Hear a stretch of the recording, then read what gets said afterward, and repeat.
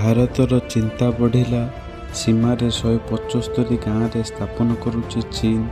ଚୀନ ପୁଣି ଅରୁଣାଚଳ ପ୍ରଦେଶ ସୀମାରେ ନିଜର ଘୃଣ୍ୟ କାର୍ଯ୍ୟକଳାପରେ ଲାଗି ରହିଛି। ଲାଇନ୍ ଅଫ୍ ଆର୍ଟିରିଆଲ କଣ୍ଟ୍ରୋଲ LACରେ ନିଜ ପାର୍ଶ୍ୱରେ କରିଛି 175ଟି ନୂତନ ଗ୍ରାମ ନିର୍ମାଣ ପାଇଁ ଚୀନ ପ୍ରସ୍ତୁତି ଚଳାଇଛି। ବ୍ରିଟେନ୍ ଇଣ୍ଡିଆ ଏହାର ରିପୋର୍ଟ ଏହି ବିଷୟରେ ସୂଚନା ଦେଇଛି। ଏହା ପୂର୍ବରୁ ଚୀନ LAC ନିକଟରେ 628ଟି ଆଧୁନିକ ଗ୍ରାମ ପ୍ରତିଷ୍ଠା କରିସାରିଛି।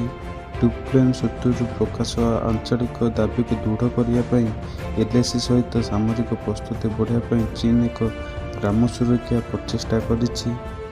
ଏକ ବଡ଼ ଯୋଜନା ଅନ୍ତର୍ଗତ ଚୀନ ସୀମାରେ 900ଟି ଗ୍ରାମ ନିର୍ମାଣ କରୁଛି।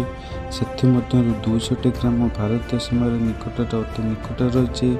ଭାରତ ସହିତ ବିବାଦ ହେଲେ ଚାଇନା ଏହି ଗ୍ରାମଗୁଡ଼ିକ ପର୍ଯ୍ୟବେକ୍ଷଣ ପଏଣ୍ଟ ଏବଂ ସମ୍ଭାବ୍ୟ ସାମରିକ ଭିତ୍ତିଭୂମି ଭାବରେ ବ୍ୟବହାର କରିବାକୁ ଯୋଜନା କରିଛି।